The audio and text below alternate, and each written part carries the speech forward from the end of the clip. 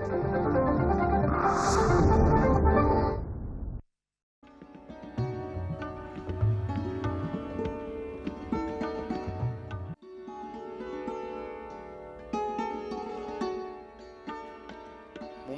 Tata memorial hospital आणि डेरवण येथील Walawalkar hospital यांच्या संयुक्त विद्यमान आयोजित कर्करोगाविषयीचा एक महत्त्वपूर्ण उपक्रम. सिंधुदुर्ग आणि रत्नागिरी जिल्ह्यातील ग्रामीण भागातील जनतेला कर्करोगाविषयी जागरूक करणं, कर्करोगासंदर्भात तपासणी शिबिर भरवणं आणि कर्करोगाच्या रुग्णांवर सर्वतोपरी उपचार करणं ही या उपक्रमाची प्रमुख वैशिष्ट्य. कोकणातील ग्रामीण जनतेला दुर्धर अशा कर्करोगावर वैद्यकीय सेवा उपलब्ध करून देण्याचा हा सेवाभावी उपक्रम वालावलकर हॉस्पिटलसाठी नक्कीच मानबिंदू आहे. कर्करोग थोपविणारा एक आउटरीच उपक्रम आणि त्याची वैशिष्ट्य या संदर्भात माहिती देत आहेत डॉक्टर श्रीपाद बानवळी आणि टाटा मेमोरियल हॉस्पिटलचे संचालक डॉक्टर आर.ए. बडवे. चिपळूणजवळ देरवण इथे आम्ही एक रूरल आउटरीच प्रोग्राम चालवतो. वालावलकर हॉस्पिटलमध्ये जे काही पेशंट्स येतील त्यांना कर्करोगाबद्दल जी काही स्पेशलिस्ट ट्रीटमेंट लागते ती आमच्याकडचे डॉक्टर दर आठवड्याच्या शेवटाला किंवा पंधरवड्याच्या शेवटाला जाऊन जशी ट्रीटमेंट टाटा हॉस्पिटलमध्ये मिळेल तशी त्यांच्या घराजवळ मिळावी ह्या इच्छेने हा प्रोग्राम चालवतो. दुसरी महत्त्वाची गोष्ट, हा प्रोग्राम जवळजवळ गेले 10 वर्ष चालू आहे, जास्तच पण कमी नाही. आणि या 10 वर्षामध्ये 2-3 गोष्टी फार महत्त्वाच्या कळून आलेल्या आहेत. एक म्हणजे त्या भागामध्ये कर्करोग अतिशय कमी आहे. भारतात शहरांमध्ये जे कर्करोग आहेत त्याच्यापेक्षा कर्करोग थोडा कमी आहे. आणि जे कर्करोग आहेत ते जरा वेगळ्या प्रकारचे आहेत. तेव्हा 2 प्रकारच्या ऑपॉर्च्युनिटीज इकडे आहेत.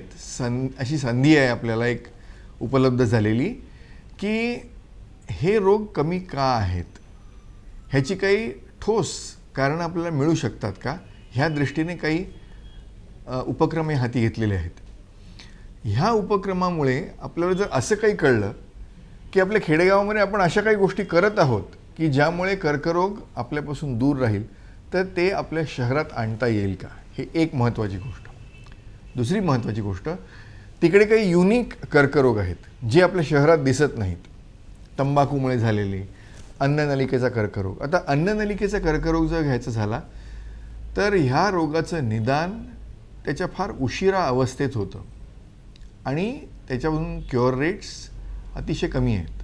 10% जास्त लोक 5 वर्षापेक्षा जास्त जिवंत राहतात. 90% लोक ह्या रोगाने दगावतात.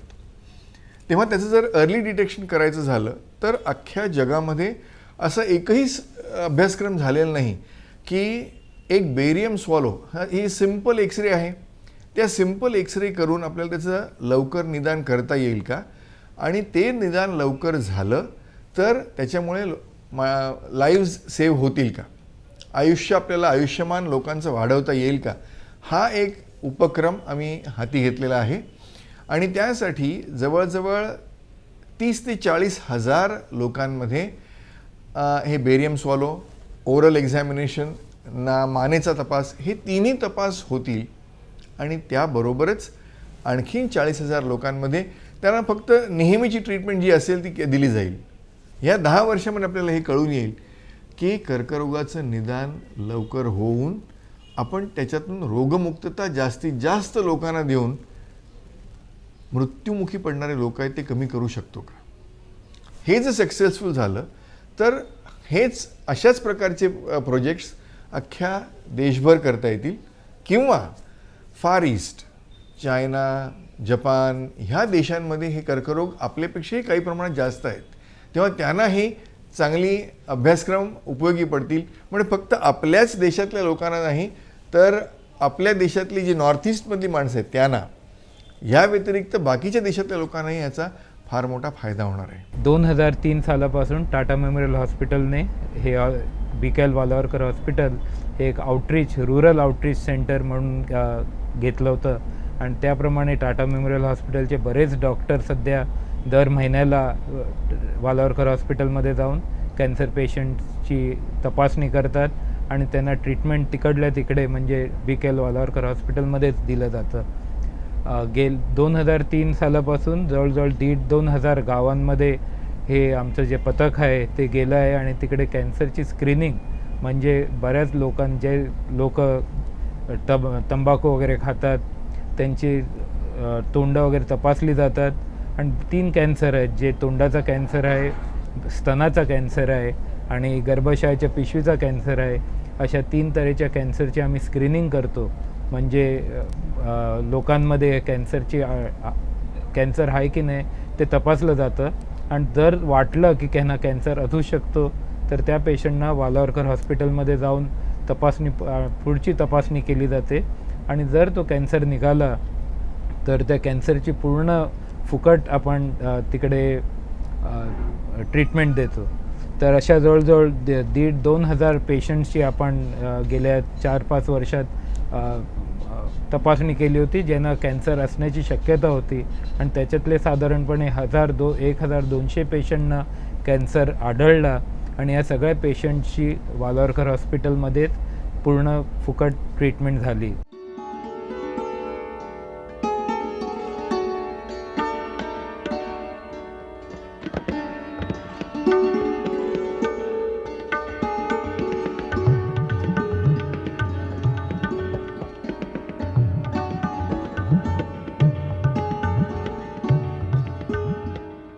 डेरवणचं वालावलकर हॉस्पिटल ज्या परिसरात आहे तिथलं हे परशुरामाचं मंदिर.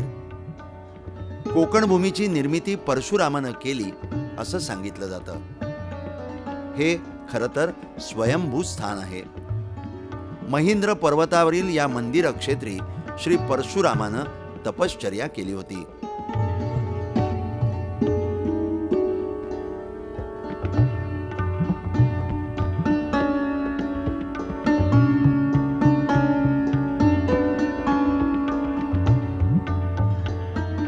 या अतिशय पवित्र पावन अशा क्षेत्रात शिवसमर्थ गड डेरवण आकाराला आलं आणि या क्षेत्राला अतिशय वेगळं धार्मिक आणि त्याचबरोबर ऐतिहासिक महत्त्व प्राप्त झालं.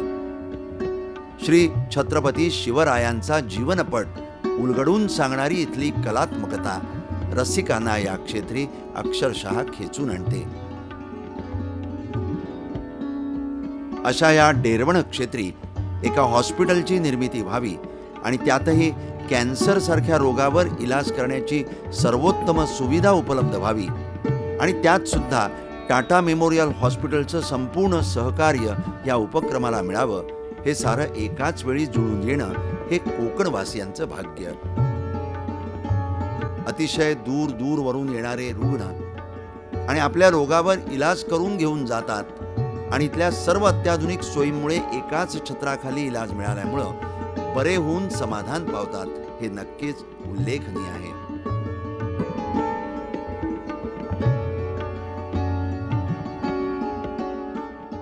कोकणामध्ये कॅन्सरचं प्रमाण खूप जास्त आहे आणि जेव्हा टाटा मेमोरियल हॉस्पिटलला सिंधुदुर्ग आणि रत्नागिरीतून पेशंट जायचे तेव्हा त्यांच्या लक्षात आलं की तिथे एवढी गर्दी आहे आणि त्या वेटिंग लिस्टमुळे आपल्याला जर तिथेच त्यांना कॅन्सर उपचाराची सोय जर उपलब्ध करून दिली तर तिथलंही लोड कमी होईल आणि पेशंटना लवकर ट्रीटमेंट मिळेल.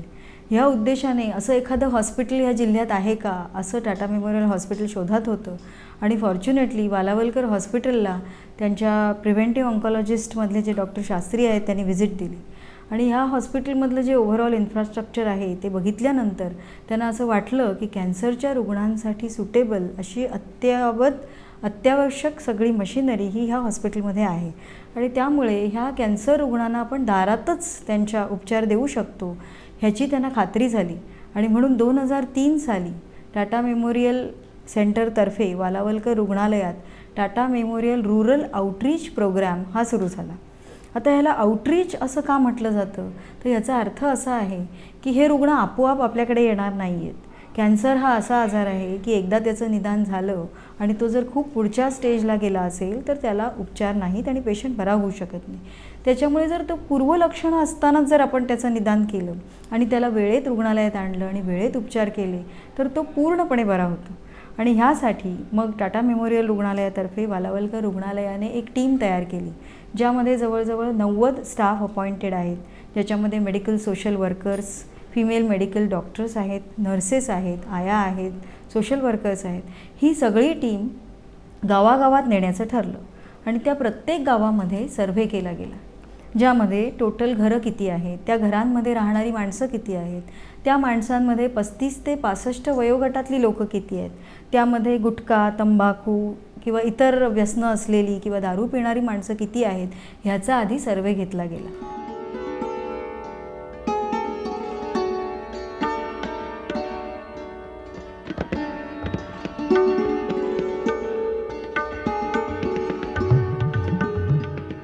कॅन्सर या रोगासंदर्भात चाचपणीला खूप महत्त्व आहे. मुळात कॅन्सर म्हणजे काय, तो कुणाला होतो, तो ओळखता कसा येतो, याकरता प्रबोधन हा महत्त्वाचा घटक आहे. वालावलकर हॉस्पिटलच्या या प्रकल्पाचा एक भाग म्हणून गावागावातून, घराघरातून कॅन्सर रुग्णांचा शोध घेण्याची इथं पद्धती आहे.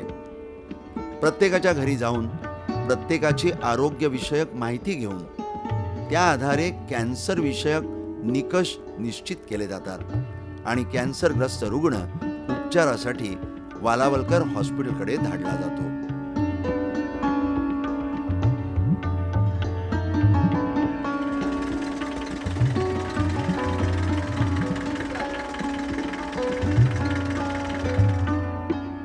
गावागावात फिरत असताना इथल्या अधिकारी पथकाला अनेक अडचणींना तोंडही द्यावं लागतं. परंतु कॅन्सर या रोगाची लागण झाल्याचं लवकर लक्षात आल्यास इलाज सहज साध्य होतो, म्हणून या चाचपणीला अनन्यसाधारण महत्त्व असल्याचं म्हटलं जातं.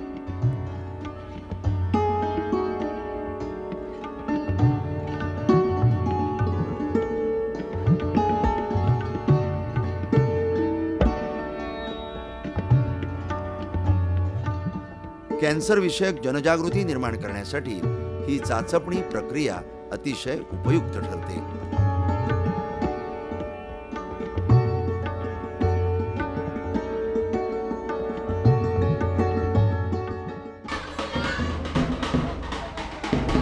नवनवीन पद्धतींचा अवलंब करण्यात या प्रकल्पानं आता आघाडी घेतली आहे. प्रबोधनाच्या विविध प्रकारामध्ये मुलांच्या वेगवेगळ्या प्रभात फेऱ्या, पथनाट्य याद्वारे या प्रकल्पाचे संयोजक गावकऱ्यांपर्यंत पोहोचतात. गावकऱ्यांना उमजेल अशा प्रसंग निर्मितीतून आणि त्यांना कळेल अशा सोप्या भाषेतून सादर केलेली पथनाट्य मोलाची कामगिरी पार पाडून जातात. आता लय त्रास होतोय, दुखाय बी लागले बघ, आणि रगत काही काही पडतं, आणि खायला गेलं घशामध्ये अडकतं बघ. काय बोलतोस? अरे गण्या, डॉक्टरांना दाखवलंस का? अरे काय सांगू मी त्या, परवा पावसला गेलो डॉक्टर. हो, डॉक्टर सांगितलं टाटा हॉस्पिटल मुंबईत आहे, तिथं जायला काय नक्की जेव्हाचा कोप झालाय बघ तुझ्यावर, तेव्हा काय आपण पर्याय काढू बघ आपण. अरे नाम्या मूर्खासारखा काय बोलतोस? त्याला टाटा हॉस्पिटल मुंबईला जाऊ दे. तू 4 पुस्तकं आमच्या विषयी जास्त शिकलास म्हणजे काय तुला भरपूर येतं काय? देवाचे पण काहीतरी नियम असतात नाही का हो? हा, तू मुंबईत जायचा काय विचार करू नको. तो मुंबईत गेला मशनीत टाकतील. बरीच लोक गेली होती, लाखोन खर्च केला पण अजून परत आले नाही बघ.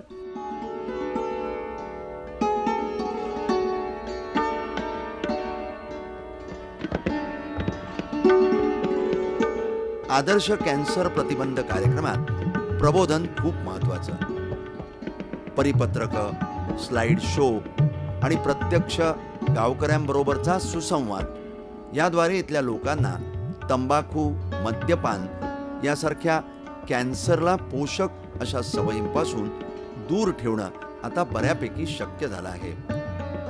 वाईट सवयी, चांगल्या सवयी याचबरोबर कॅन्सरचे दुष्परिणाम आणि कॅन्सर व्हायला जबाबदार नेमकं कोण यावर प्रकाश झोत टाकून गावागावात प्रबोधनाला आज विलक्षण धार आल्याचं आपल्याला जाणवतं. कॅन्सर आणि इथल्या गावागावातील जीवन पद्धती यांचं जवळचं नातं आहे आणि त्या पाठीमागचं महत्त्वाचं कारण आहे तंबाखू, गुटखा, पान आणि दारूची व्यसनाधीनता. गावागावात लोकांपर्यंत कॅन्सरची माहिती पोहोचवण्यासाठी तपासणी शिबिरांचं आयोजन खूप महत्त्वाचं मानलं जातं. कोकणातील निसर्गरम्य वातावरणात शाळांच्या परिसरात तपासणी शिबिरांचं आयोजन केलं जातं.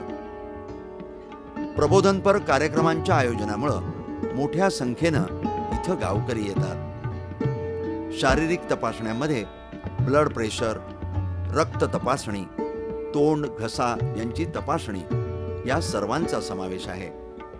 या आरोग्यविषयक महत्त्वाच्या तपासण्यांमधून कॅन्सरचं निदान करणं शक्य होतं आणि वेळीच उपचार पद्धती इथल्या हॉस्पिटलमध्ये सुरू करणं सुलभ होतं. स्त्रियांमध्ये मोठ्या प्रमाणात आढळून येणारा कॅन्सर लवकर उलगडला गेल्यामुळे नियंत्रण लवकर आणि यशस्वीरित्या शक्य होऊ शकतं. आदर्श कॅन्सर प्रतिबंध उपक्रमामध्ये 3 प्रकारच्या कॅन्सरच्या पूर्वलक्षणांची तपासणी आपण करतो आहोत. तुम्ही मगाशी बघितलं की तोंडाची तपासणी जी 35 ते 65 या वयोगटातील तंबाखूजनित सेवन करणाऱ्या सर्व स्त्री पुरुषांची तपासणी आपण केलेली आहे, बघितलेलं आहे. तसंच ज्या 35 ते 65 या वयोगटातील स्त्रिया ज्या तंबाखूजनित पदार्थांचं सेवन करतात व न करणाऱ्याही स्त्रियांची आपण स्तनाची आणि गर्भाशय पिशवी मुखाची तपासणी आपण करणार आहोत. याच्यामध्ये कुणाला कॅन्सर झाला आहे म्हणून आपण तपासणी करणार नाही आहोत, तर भविष्यातल्या कॅन्सरला आपण थोपवायचं आहे आणि म्हणून त्याच्या पूर्वलक्षणांची आपण इथं तपासणी करणार आहोत. हे जे स्तनाची आणि गर्भाशय पिशवी मुखाच्या कॅन्सर पूर्वलक्षणांची तपासणी करण्याचं जे टेक्निक आहे ते टाटा हॉस्पिटलनी आपल्या जवळजवळ सगळ्या स्टाफला दिलेलं आहे आणि त्याच्यामध्ये ही ज्या स्तनाची आणि गर्भाशय पिशवी मुखाची स्त्रियांची तपासणी जी करणार आहोत तो पूर्णतः फिमेल स्टाफ करतो आहोत आणि त्याचं जे काही टेक्निक आहे ते टाटाने आपल्या स्टाफला दिलेलं आहे. त्याची मी थोडक्यात तुम्हाला माहिती देते आहे. मी या उपक्रमाची वैद्यकीय अधिकारी डॉक्टर रजनी चोपडे आहे. तर ही जी ट्रॉली समोर आहे या ट्रॉलीमध्ये जी स्त्री आहे या स्त्रीला या टेबलवर पोझिशन देऊन या ट्रॉलीमधील ॲसिटिक ॲसिड 5% ॲसिटिक ॲसिड तयार केलं जातं आणि पर स्पेक्युलम एक्झाम करून कॉटन स्वॅबनी तपासणी व्हिया टेस्ट केली जाते. त्याच्यानंतर ल्युगॉल्स आयोडीन ही टेस्ट केली जाते, व्हिली टेस्ट केली जाते, जेणेकरून आपल्याला 5 मिनिटात ती स्त्री जी कॅन्सरपूर्व लक्षणग्रस्त आहे की नाही हे आपल्याला कळतं. तसेच स्तनाची जी तपासणी आहे ही आपण क्लिनिकल एक्झामनी केली जाते आणि ती प्रत्येक स्त्रीला तपासून सांगितलं जातं की ती नॉर्मल आहे किंवा तशी पूर्वलक्षणं असतील तर तिला पुढच्या ट्रीटमेंटसाठी वालावलकर हॉस्पिटलला नेलं जातं. याच्यामध्ये जी तपासणी स्तनाची आहे ती आपण तिला शिकवली जाते की जेणेकरून भविष्यात तशी जर पूर्वलक्षणं आढळली तर तिनं वालावलकर हॉस्पिटलला यावं याच्यासाठी आपण तिला सांगितलं जातं. हे जे कॉल्पोस्कोप इन्स्ट्रुमेंट आहे ह्याच्या पेशंटची जर VIVली पॉझिटिव्ह टेस्ट आली तर त्याची कॉल्पोस्कोपिक एक्झामिनेशन केली जाते आणि त्याच्यानंतर ती पॉझिटिव्ह असेल तर आपण कॉल्पोस्कोपिक गायडेड बायोप्सी घेतो आणि ते HPR रिपोर्टसाठी वालावलकर हॉस्पिटलला ते पाठवलं जातं, सॅम्पल पाठवलं जातं. नमस्कार काकी. नमस्कार. तुमचं नाव कसं? उषा दिनकर पटवर्धन, बरं. पोस्ट गणेश गोळे, तालुका जिल्हा रत्नागिरी. या कार्यक्रमामध्ये आता तुम्ही सहभाग घेतलेला आहे, तुम्ही सगळ्या तुमच्या तपासण्या केलेल्या आहेत. तर या तपासण्या तुम्हाला कशा वाटल्या नेमक्या? आम्हाला चांगल्याच वाटल्या, कारण काय गरीब माणसं असतात त्यांना काय शहरात जाऊन तपासणी करता येत नाही, त्यावेळी तुम्ही गावोगाव जे फिरताय ते बरं वाटलं आम्हाला सगळ्यांना. बरं, आता तुम्हाला असं सगळ्या तपासण्यात काही असं वेगळं काही वाटलेलं नाही काही आहे? नाही वेगळं. म्हणजे तुमचं असं मत आहे की प्रत्येक स्त्रीने या उपक्रमामध्ये होय, भाग घ्यावा, घेऊन घ्यावा. सहभाग हां, दर्शवावा तपासून घ्यावं व्यवस्थित, असं वाटतंय तुम्हाला? घाबरू नाही अजिबात. अजिबात घाबरू नये. ओके. वालावलकर हॉस्पिटलमध्ये कॅन्सरसाठी सर्व प्रकारची उपचार पद्धती उपलब्ध आहे. कॅन्सरवरील अत्याधुनिक उपचारांसाठी वालावलकर हॉस्पिटल आज स्वयंपूर्ण आहे. केमोथेरपी, रेडिएशन थेरपी आणि शस्त्रक्रिया या 3 भूमिकातून वालावलकर हॉस्पिटल कुठेही उणे नाही, किंबहुना अधिकच आहे. मूळतः कॅन्सरचा उपचार हा 3 प्रकारे केला जातो: शस्त्रक्रिया, किमोथेरपी आणि किरणचिकित्सा किंवा रेडिएशन थेरपी. किमोथेरपीबद्दल सांगायचं झालं तर किमोथेरपी ही वेगवेगळ्या प्रकारांमध्ये दिली जाते. पहिली निओ ॲड्ज्युएंट किमोथेरपी, ह्याच्यामध्ये कॅन्सरचा आजार हा खूप बळावलेला असतो, लगेच ऑपरेशन करणं किंवा शस्त्रक्रियेने पूर्ण ट्यूमर घालवणं शक्य नसतं.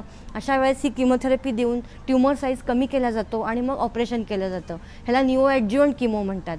दुसरा प्रकार आहे तो ॲड्ज्युवंट किमोथेरपी. ह्याच्यामध्ये ऑपरेशननंतर पेशंटला पुन्हा कॅन्सर होऊ नये किंवा पुन्हा या कॅन्सरच्या पेशी शरीरात तयार होऊ नयेत म्हणून ॲड्ज्युवंट किमोथेरपी दिली जाते.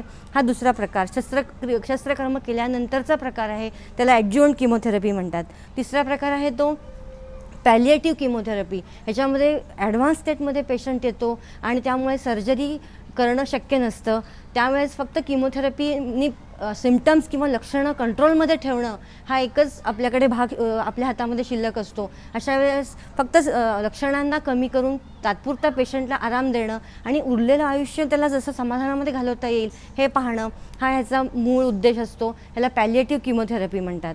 चौथा प्रकार आहे तो मेट्रॉनॉमिक किमोथेरपी. मेट्रॉनॉमिक किमोथेरपीमध्ये एकदम कमी डोसमध्ये पण महिन्यातून जवळजवळ 3 आठवडे ही किमोथेरपी चालते. कमी डोसमध्ये पण जास्त दिवस दिलेली किमोथेरपी ह्याला मेट्रॉनॉमिक किमोथेरपी म्हणतात. किमोथेरपीची औषधं ही टॅबलेट फॉर्ममध्ये, इंजेक्टेबल फॉर्ममध्ये अशी दिली जातात. मूळतः इंजेक्शन फॉर्ममध्ये सलाईनमध्ये मिक्स करून ही औषधं दिली जातात. किमोथेरपीचे बरेचसे साईड इफेक्ट्स असतात. हे साईड इफेक्ट्स आम्ही पेशंटना आधी समजून सांगतो.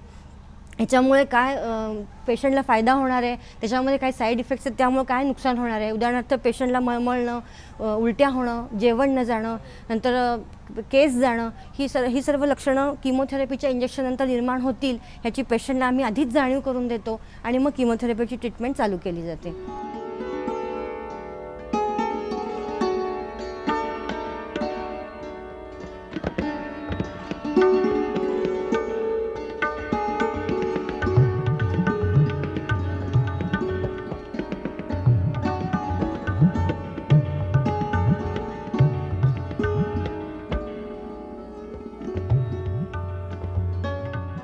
मुंबईच्या टाटा मेमोरियल हॉस्पिटलच्या तोडीसतोड व्यवस्था इथल्या वालावलकर हॉस्पिटलमध्ये आहे हे क्षणभर विश्वास बसणार नाही असं असलं तरी ते प्रत्यक्षात सत्य आहे आणि याचा अनुभव इथले कोकणवासी हजारोच्या संख्येनं रोज घेत आहेत. गावापासून अतिशय दूर शहरात येऊन कॅन्सरवर उपचार करून घेणं इथल्या लोकांना परवडलंही नसतं. या संपूर्ण सोयी सुविधांचा फायदा घेण्यासाठी कोकणवासी पुढे येत आहेत आणि कॅन्सरमुक्त होऊन आनंदी जीवन व्यतीत करू शकतायत हे नक्कीच उल्लेखनीय आहे. मारुती परब हे 30 वर्षाचे पेशंट आहेत. बरीच वर्ष गेले 10 वर्ष तंबाखू खात होते. त्यांना तोंडातल्या आतल्या बाजूचा कॅन्सर झालेला होता. तर ते वेळेवर आल्यामुळे आपल्याला हे ऑपरेशन करून ह्या कॅन्सरचा उपचार योग्य तो उपचार करता आला आहे. तर हे ऑपरेशनमध्ये मानेच्या सगळ्या गाठी काढल्या जातात. ती जी काय कॅन्सर होता तो खालच्या जबड्याला असा चिकटून होता, त्याच्यामुळे हा खालचा जबडा पण काढण्यात आलेला आहे. त्याच्यानंतर रिकन्स्ट्रक्शन म्हणून पूर्ववत त्याचं फेस तोंड किंवा चामडी वगैरे त्याला मिळावी म्हणून आपण छातीतली चामडी इथली काढून इथे वर आणून बसवलेली आहे तोंडाच्या. जी काय गॅप होती कॅन्सर काढल्यामुळे निर्माण झालेली ती इथनं चामडी काढून आपण तोंडाच्या आत बसवलेली आहे. ह्या ऑपरेशनला आता 3 आठवडे झालेले आहेत. पेशंटचे सगळे टाके निघालेले आहेत आणि जखमा सगळ्या भरलेल्या आहेत.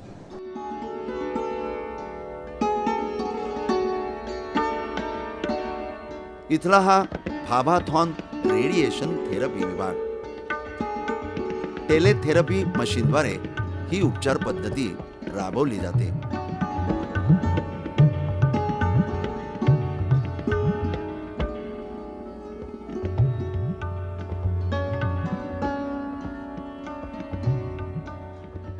मैं doctor Subhash John, radiation oncologist. ये हमारा सीटी सिमुलेटर है. इसमें पेशेंट को हम लोग लेटाते हैं, उनका क्रॉस सेक्शनल इमेजेस लेते हैं, उसके बाद कंप्यूटर में ट्रांसफ़र करके ट्रीटमेंट प्लानिंग सिस्टम में पेशेंट का प्लानिंग होता है और उसके बाद बाबाट्रॉन मशीन से ट्रीटमेंट करते हैं. पेशेंट का इमेजेस सीटी सिमुलेटर से कंप्यूटर में ट्रांसफ़र करते हैं और यहाँ पे पेशेंट का ट्रीटमेंट प्लानिंग करने के बाद ये डेटा हम लोग बाबाट्रॉन मशीन में यूज़ करते हैं पेशेंट का ट्रीटमेंट करने के लिए. This is the teletherapy machine. We are using a source inside cobalt-60. So it gives gamma energy. It's using for medical radiotherapy. So we are treating tumor of this patient. Already you have seen we have set up one patient inside. The patient is having CA larynx. So we have set up the field. Everything is okay. So nobody can stand inside with the patient because there is a radiation zone. So we are operating from here. We can see the patient in this CCTV. We have to observe the patient in all seconds when treatment is going on. And so this is the control console, and this is the computer which control this all the machine and everything. We have switches here. You can see emergency stop and everything is here. Key. And now we are going to treat from two sides. This is a bilateral technique. So from two sides we are treating this patient. So now we are going to start the treatment.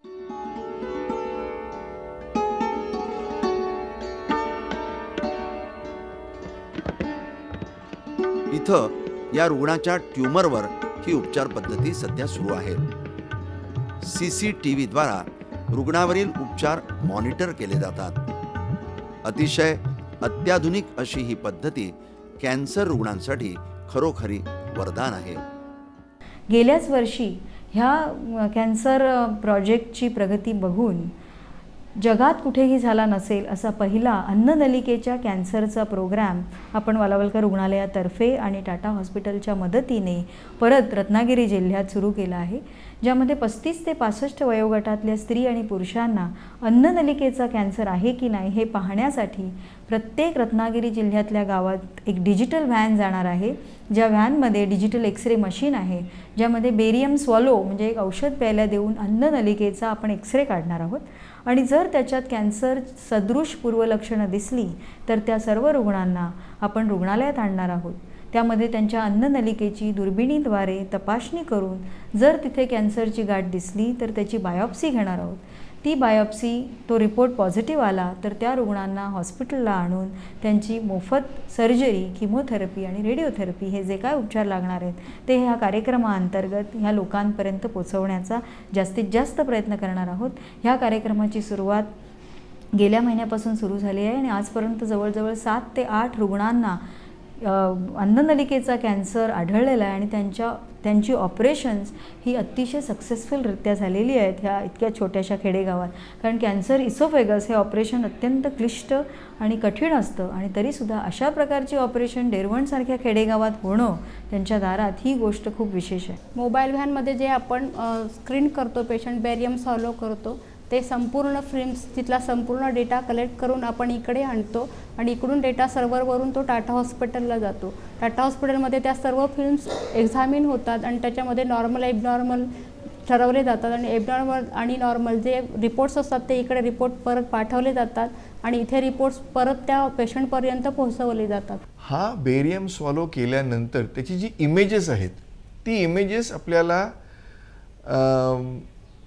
सॅटेलाईटद्वारे Tata हॉस्पिटलमध्ये येतील आणि आपल्या जगामध्ये जी recent most technology आहे ती वापरून हे images मुंबईत येतील. माझ्या रेडिओलॉजिस्टला पेरिफेरीला खेडेगावमध्ये जायची गरज नाही. इथे बसून तो रिपोर्ट करू शकतो की कर्करोग आहे की नाही आणि असेल तर त्या पेशंटची ट्रीटमेंट वालावलकर हॉस्पिटलमध्ये होईल आणि हा उपक्रम पुढचे 10 वर्ष चालेल. आम्हाला काही डिफिकल्टी ह्या कॅन्सर विषयात आली तर आपल्याकडे टेलिमेडिसिन नावाची एक सोय आहे, ज्याद्वारे आम्ही त्यांच्याशी डायरेक्ट इंटरॅक्शन करू शकतो. पेशंट्सना टेलिमेडिसिनद्वारे त्यांना दाखवू शकतो आणि ते आपलं योग्य ओपिनियन वेळेत देतात आणि त्यामुळे कोणत्याही प्रकारचा विलंब न होता इमिजिएटली पेशंटला कॅन्सरसारख्या उपचारासाठी एका खेडेगावात, ग्रामीण गावात त्यांच्या दारातच ट्रीटमेंट मिळू शकते. कॅन्सरवरील शस्त्रक्रिया ही एक अंतिम उपचार पद्धती. अतिशय आधुनिक पद्धतीनं वालावलकर हॉस्पिटलमध्ये ही उपचार पद्धती सध्या उपलब्ध आहे.